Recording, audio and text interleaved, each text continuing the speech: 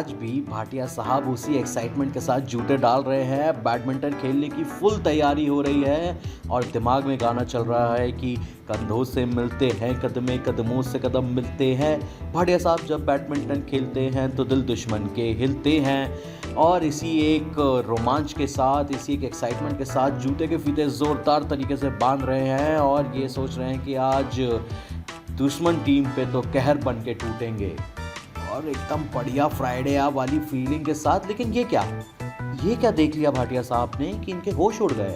आइए आपको भी दिखाते हैं। ओहो, ऐना बड़ा छेद, वो भी जूते विच। ये दुख, दर्द और पीड़ा पता नहीं ज़िंदगी से कब ख़त्म होगी। बहुत दुख के साथ ये बताना पड़ रहा है कि जूते फट चुके हैं। दिमाग में 100 सवाल घूम रहे हैं कि आखिर क्या होगा। इसी एक सवाल के साथ चलते हुए अचानक से एक आइडिया आया कि क्यों ना इसको भी हम कंटेंट क्रिएशन में बदल दे। गाइस, जूते ऑर्डर कर दिए थे, आ गए। आपको क्या लगा कोई हमें गिफ्ट भेज रहा है? नहीं, ये तोहफा हमने अपने आप को दिया है क्योंकि जूते फट गए गाइस। अब क्या किया जाए, बेगर्स कांट बी चूजर्स, तो मंगाने ही पड़े। तो इसकी अनबॉक्सिंग कर देते हैं जल्दी से। अरे थोड़ा इंसान की तरह फट भी नहीं रहा। एकदम आपके सामने फ्रेश अनबॉक्सिंग हो रही है गाइस। ये देखिए, एकदम ताज़े ताज़े जूते लीजिए। ओ माय गॉश, ये देखिए कितने प्यारे प्यारे ताज़े ताज़े जूते।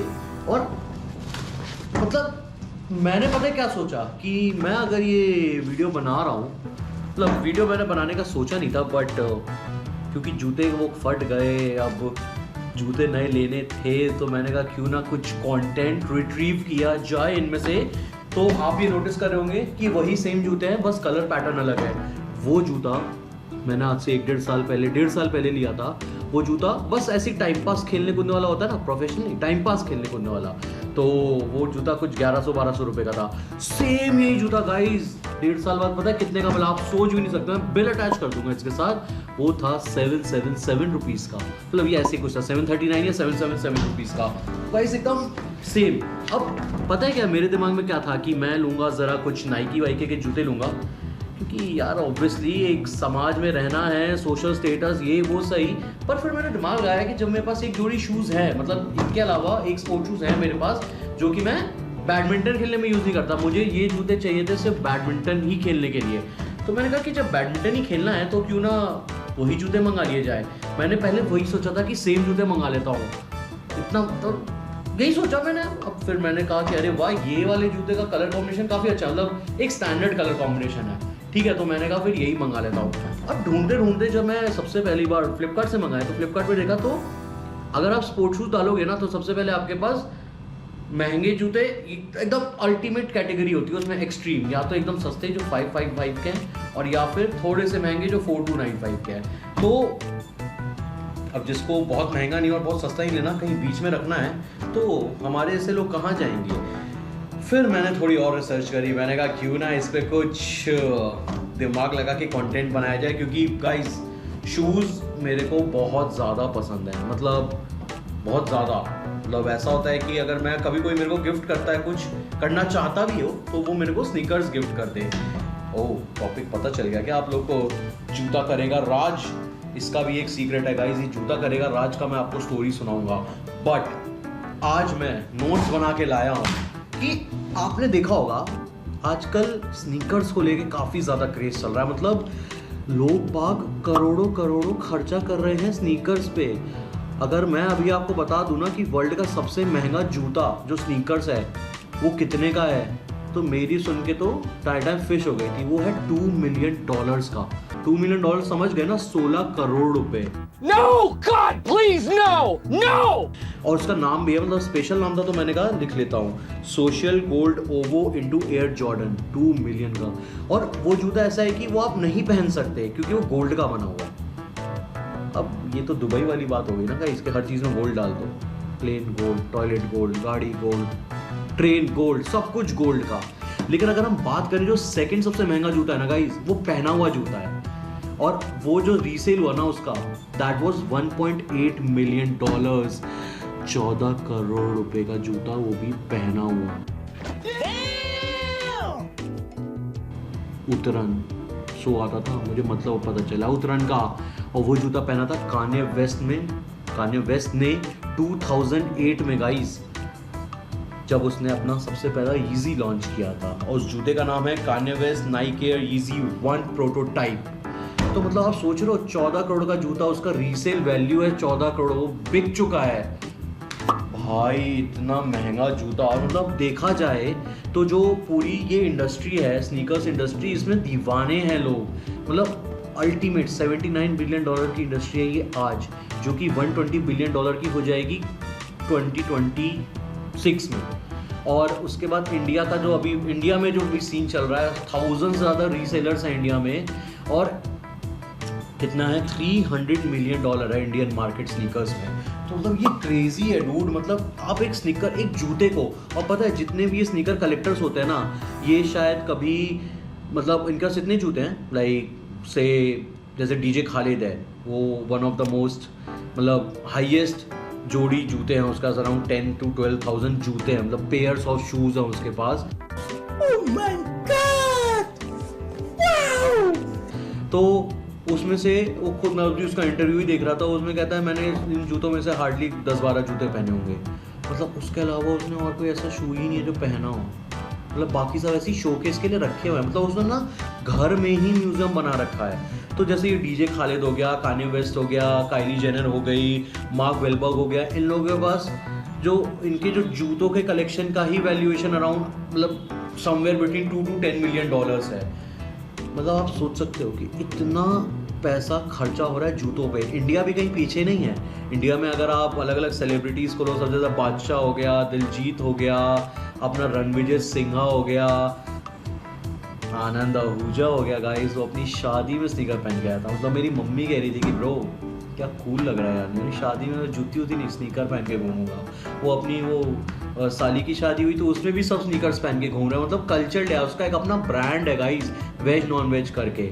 वो मतलब अब तो 2 स्टोर हो गए उनके, एक मुंबई में, एक दिल्ली में। एंड डूड, मतलब मैं कभी गया नहीं, जाना चाहूँगा, बट वो स्टोर ऐसा लगता है कि वो जन्नत है, जन्नत। बट पता नहीं अगर कभी मेरे पास इतना पैसा हुआ तो मैं इतने सारे जूते ले भी पाऊंगा कि नहीं, तब तक तो उनकी वैल्यू और ज़्यादा बढ़ चुकी होगी ना।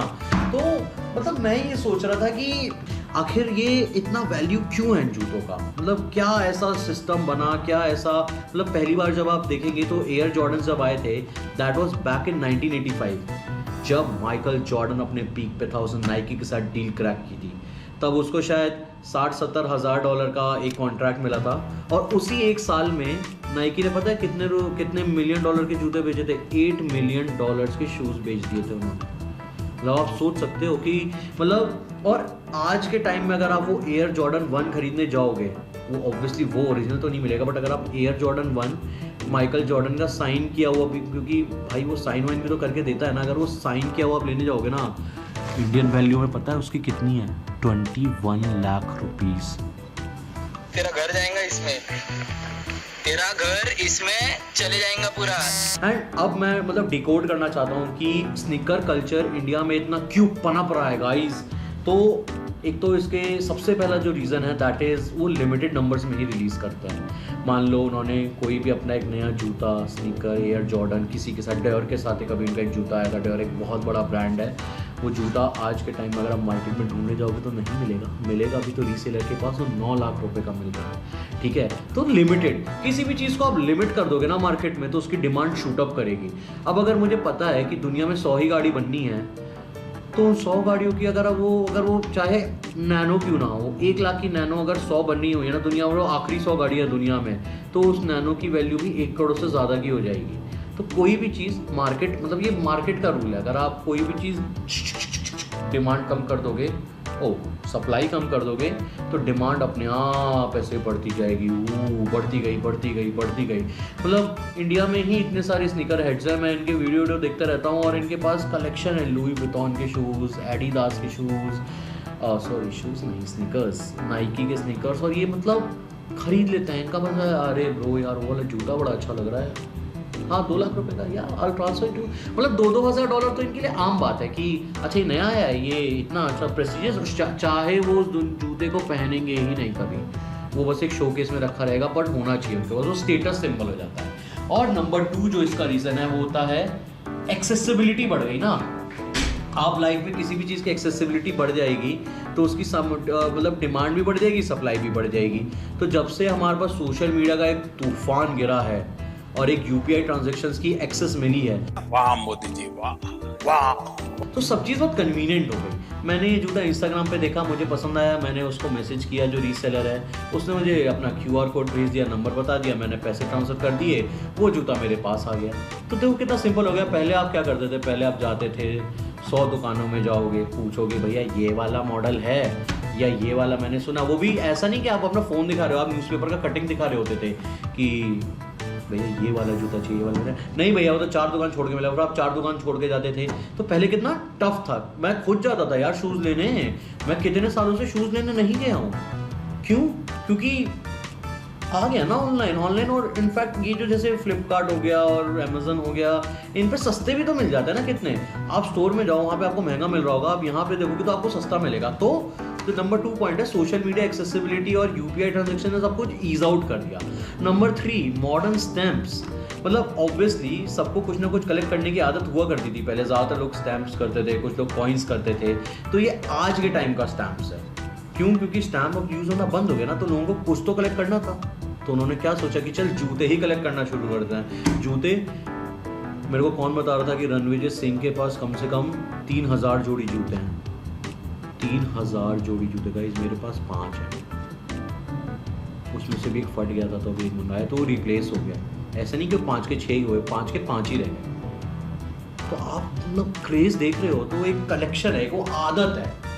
अब वो लोग उससे लोग ठीक है यार, मतलब इसमें किसी को कोई जज नहीं करना चाहिए, मतलब that's a really good thing. Economy को बूस्ट कर रहे हैं गाइस वो लोग। तो I am completely in for all these shocks. And number 4 sneakers का कलेक्शन आज के टाइम में आपको एक क्लास अपार्ट करता है और आपको कूल बनाता है। आप कभी किसी बहुत रेयर किसी 50-60 साल के आदमी को जूते कलेक्ट करते हुए देख रहे होगे, बट हाँ आप 20 से लेके 40s तक आप बहुत सारे लोगों को देख रहे होगे कि हाँ मेरे को ये जूता चाहिए, जूता चाहिए, जूता चाहिए, जूता चाहिए। क्यों?